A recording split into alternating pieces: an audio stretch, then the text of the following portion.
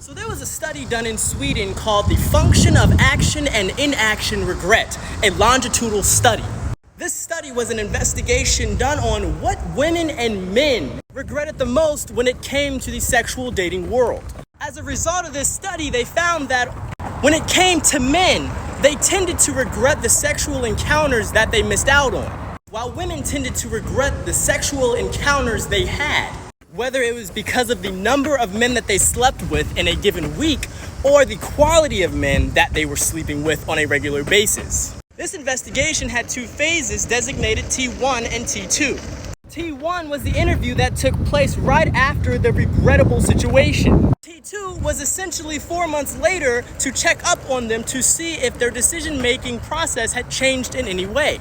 When it came to women that felt that they had slept with too many men in a given period of time, it was predicted that as a result of regretting this, they would opt to sleep with less men. At the T2 investigation, they found that this wasn't true, and in some cases, the women ended up sleeping with even more men, despite regretting it the first time. The second group of women that regretted the quality of men that they slept with, it was predicted that they would make an active choice to go out and find higher quality men to sleep with in the future. And at the T2 investigation, this too was wrong. They expressed to the interviewers that they continued sleeping with the same low-quality men that they regretted in T1.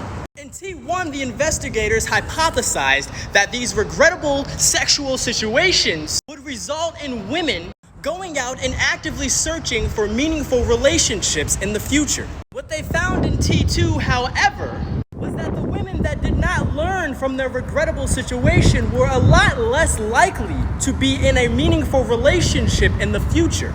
And in fact, the only thing that did change was the perception of the bad decisions the women were making.